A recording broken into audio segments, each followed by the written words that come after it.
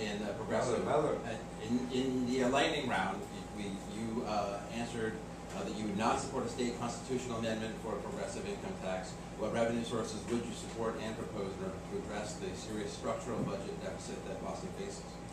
Right. The only reason I answered that no is because I didn't have the information for the particular progressive tax that you were talking about, so I wasn't going to guess at it. So until I know something, and have a chance to hear both sides of it, that's one thing I didn't know. If that's one thing as a city council that I would say to everybody, if I don't have the answer, I won't give you the wrong one right away, but I'll look into it and I'll come back. So the only thing is not that I don't support it, I just didn't have all the information on it. So is that to say that you would support it? No, that's to say I didn't have enough information on it to know both sides of the whole issue. So, and then since I couldn't say that, since it's a yes or a no, I said, well, I can't say yes because I don't know I don't know both sides of that issue. So I'm not afraid to say that. You know, I wasn't aware of it. So I'd say no. What sort of progressive tax would you support? I feel that people who have a lower income, and you know, I am not for a flat tax, number one. You know, saying everybody should pay the same amount. In a way, we do have some form of a progressive tax, but I think that people who are at the lower economic levels should have relief from tax, and people who are at the higher economic levels should be contributing more. Okay, to what levels and what that actual progressive tax is that you're talking about, I'm just not sure what the levels are. The concept itself, I do feel that, you know, people should have relief when they don't have as much money, and people who have the money to give should be giving a bit more. So the concept in general, I would say yes. So we have a few audience questions. Okay. Some of them. What committees would you join, and which ones would you most like to chair? Which one would you most like to chair? Education, without question. Okay. Dealing with, and the reason for education is because for my entire life I've had a strong interest in dealing with children of all ages, whether they're from 3 years old to, I guess, when we no longer consider somebody a child at 18. So the education process, I think, is something that I've always been involved in, always loved, and I'm committed to helping children, especially when they're in that 12 to 19-year-old age group, and when situations can arise and they can make wrong choices. I think our schools have to have strong support there. I also would like to be on the committee for elderly because they are the most vulnerable sometimes. They have, I just came from a senior event today and listening to people, obviously, who, these people were on fixed incomes, they can't afford their rent, they have situations, and I promised them as a city councilor I would work closely with them. So as soon as I heard that question right away, I said senior affairs, elderly affairs. Okay. I have a question. What would be the way of changing the balance of power, just to go back to the BRA again, between the community and the BRA? So changing the balance of power, do you have any specific ideas or proposals on how you change that balance? Power between the community and the BRA. I think, as I said before, is I think that the communities have to have more influence on what's happening here, the neighborhood councils, neighborhoods. I really think that because too many times it comes out of neighborhood and makes one recommendation, I've been there and seen it happen over and over again, that we're in favor of this or we're opposed to this. It gets to the BRA and it's like it never made a difference. So I think there has to be more influence on the local people, probably who sit on our neighborhood councils right here in the room, that their opinion, because we live in the community, you live in the area that's going to be most affected, so you should have the stronger voice. May I elaborate on that? Some candidates are calling for. Write it down. Oh, I'm sorry. You'll write it down. I'm sorry. Okay. Is there a city councilor that you most look forward to working with, or a city councilor you don't look forward to working with? There's not one that I don't look. I work well with people. So there's not one that I wouldn't look forward to working with. And I've had a great privilege of getting to know over the years some city councils who've been there for quite a while, and some new ones who've come in who I have great admiration for. And this isn't. I'm looking forward to working with them all. I mean, Felix Arroyo, I've known him for several years. We get along great. We can talk to each other. On the other end of the spectrum, Steve Murphy, I've known him, when you're my age, you know someone for a long time. And Steve and I get along great. And Costa mentioned Tommy McDonough, who works for Steve. We have a great working relationship, so that would be very comfortable. And with the district city councilors, I've had conversations with, not all of them, but I wanted to call and tell them that I was running, but I've had a great conversation with Bill Linehan from South Boston. Very nice guy. There's some great people who I know that I could work with. Charles Yancey, I've known him for years. He's a terrific person, very easy to get along with. I look forward to them all. I really can't say, oh, I'm gonna. And one thing I can say is the type of person I am, I don't see myself being labeled, oh, he's with this group or he's with that group.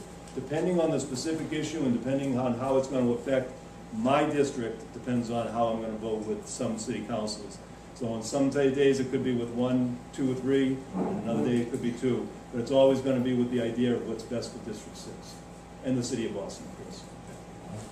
But as a candidate for city council, I'm sure you get a lot of BRA questions, so we'll follow up on the BRA again. Some candidates are calling for the abolishment of the BRA altogether. I'd like to know your position. I'd say it's I mean, that's like, let's change the whole charter, let's get rid of the BRA.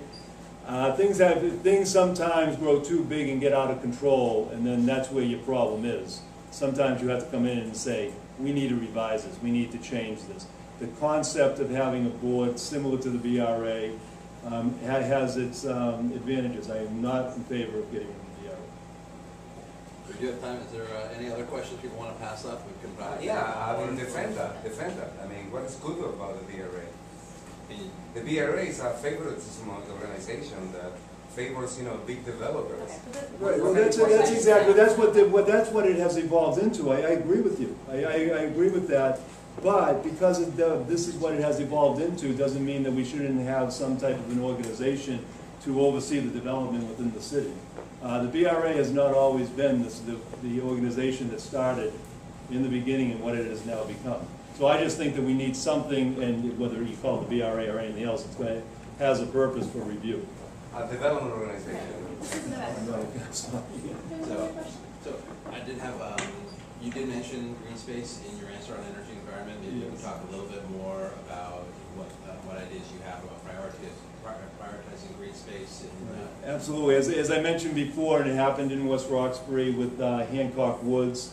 One thing I know about Greenspace is once it's developed, it's gone. And that seems easy to say, but it's true.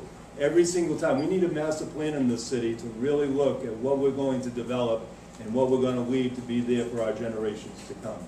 Now, 30 or 40 acres of land in West Roxbury to some people may not make a lot of difference. It made a lot of difference to the people in that neighborhood, and it now makes a lot of difference to the generations to come that they still have an area that is full of wildlife. I go by there all the time. There's deer, there's fox, there's pheasant, and it came this close to being taken away. I want to defend green space within West Roxbury, Jamaica Plain, the entire city of Boston, that we take a close look. It's not that I'm anti-development by any means. I mean, some things are going to get developed and they are going to take some green space here and there, but we really have to have a plan, because a few years ago they wanted to take areas of Boston Harbor and they were going to just develop it, and it's like, watch what you do, because once it's gone, it's gone. Once that view, that beautiful view you once had is gone, it's not coming back. And if we look around Jamaica Plain, this is the greenest area within the city. We are very fortunate here. And I was riding my bike through all of it as a kid, so I know it from Franklin Park and Forest Hill Cemetery to the Arboretum, and every single inch. I am advocating that we have a master plan that makes sure that every single acre of green space is protected, unless it absolutely has to be, unless there's a very good reason for it to be developed. Well, I think I know we have time for 2 minutes to close out the session. Once again, I want to thank everybody for this opportunity. I'm a community type person. I'm a neighborhood type person. I believe in standing up for my community. As I told you, I've lived 25 years in West Roxbury. That's why you don't know me as much as a community person in Jamaica Plain, because similarly, you haven't come out to West Roxbury, because this is your home. This is where you live. And that's where I live. And people know me in West Roxbury as a community activist, somebody who gets the community to volunteer, to get active, to get involved. I'm a big believer in that, and that's what I want to bring as a city councilor.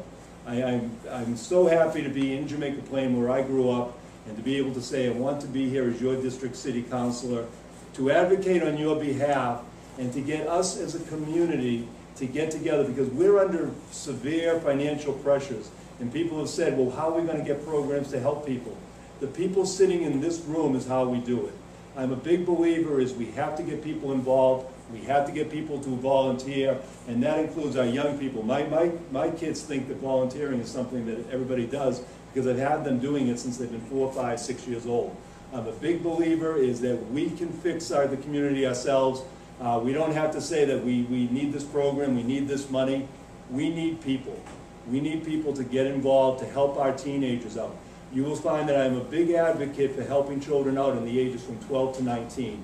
There are not enough programs out there. We have many, many programs for children when they're 4 to 12. We have athletics, we have dance, we have art, and then all of a sudden at the age of 12, these programs start going away.